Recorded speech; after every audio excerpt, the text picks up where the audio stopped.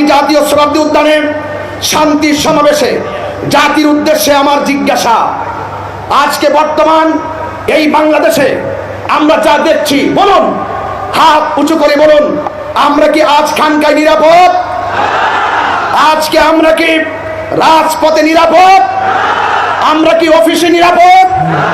আমরা কি রাস্তায় নিরাপদ?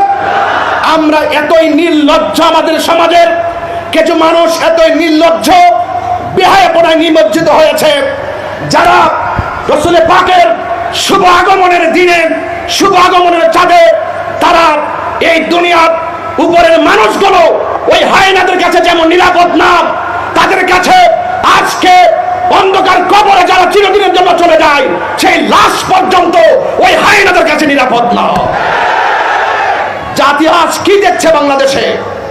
আমি অন্তর্বর্তীকালীন সরকারকে দায়িত্বহীন কণ্ঠে শুধু এই বাংলাদেশের ঢাকার জাতীয় শতাব্দী উদ্যান থেকে দায়িত্বহীন কণ্ঠে বলতে চাই, অনতিবিলম্বে এই সমস্ত ন্যাক্কারজনক ঘটনা যারা ঘটিয়েছে তাদেরকে আইনের আওতায় আনতে হবে, ঠিক কিনা বলেন?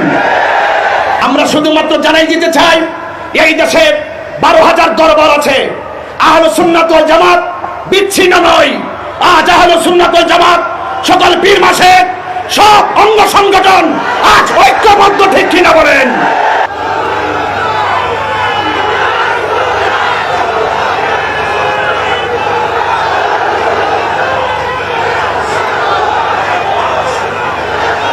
আমার সুন্নি জনতা এই দেশের ক্রাইসিস মুভমেন্টে, কোন সংকটে, কোন দুর্যোগে, এই দেশের সার্বভৌমত্ব রক্ষায়, এই দেশের ধর্মের সুরক্ষায়, সম্প্রীতি রক্ষায় যদি আমাদেরকে কখনো ডাক দেওয়া হয়, আমরা কি এভাবে, আমরা কি রাজপথে আসতে প্রস্তুত আছে?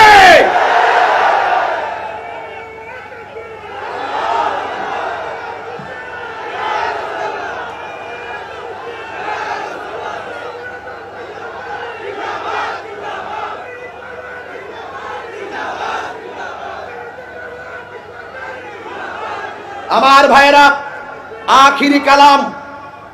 আখিরি কালাম আমি সরকার প্রধানকে আন্তরিকভাবে বলে দিতে চাই, তো যারা এই মৃত লাশকে উপরে তুলে আঘাত করে আগুন দিয়ে পোড়ায়, এরা কখনো সভ্য জাতি হতে পারে না। এরা বর্বর জাতি হিসেবে বারবার বিবেচিত হয়েছে। আমি মনে করি বিগত দিনে, গত 2024 5ই আগস্টের পরে আমাদের এই দেশে যেইভাবে আমাদের 90টি মাজার ভাঙচুর করা হয়েছে, ওই সময় যদি ওই ধর্মান্ধদের লাগাম টেনে দেওয়া হতো, তাহলে আজকে কবরের লাশের গায়ে আগুন ধরাতে পারত না। কথা বলে ঠিক কিনা?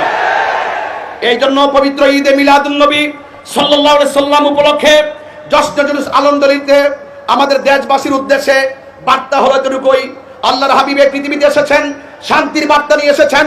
লাকাদ কানা লাকুম ফি রাসূলিল্লাহি উসওয়াতুন হাসানাহ। রাসূল পাক সাল্লাল্লাহু আলাইহি সাল্লাম আমাদের জন্য উত্তম আদর্শ, আমাদের জন্য মডেল। আমি মনে করি পবিত্র ঈদে মিলাদুন নবী সাল্লাল্লাহু আলাইহি সাল্লাম উপলক্ষে আল্লাহর হাবিবের শুভ আগমনে এইভাবে যদি কাঁধে কাঁধ মিলিয়ে আমরা যদি ঐক্যবদ্ধভাবে রাজপথে সম্প্রীতির মেসেজ জানান দিতে পারি, এই দেশে ধর্মান্ধতা থাকবে না, ধর্মদ্রোহিতা থাকবে না, মারামারি থাকবে না, কাটাকাটি থাকবে না, বোমাবাজি থাকবে না। কথা বলেন ঠিক কিনা বলেন? এই দেশে শান্তি প্রতিষ্ঠায় আজকের এই ঐতিহাসিক ঢাকার জাতীয় উদ্যানে, সোহরাওয়ার্দী উদ্যানের এই প্রোগ্রামটি যথেষ্ট প্রাসঙ্গিক। সেই প্রাসঙ্গিক প্রোগ্রামকে মূল্যায়ন করে রাষ্ট্রের গুরুত্বপূর্ণ সিদ্ধান্তে আমাদের আহলে সুন্নাত ওয়াল জামাতকে অন্তর্ভুক্ত করার সরকার প্রধানকে অন্তর্ভুক্তির আহ্বান জানিয়ে বিদায় আরজ করছি। আসসালামু আলাইকুম ওয়া রাহমাতুল্লাহি ওয়া বারাকাতুহু।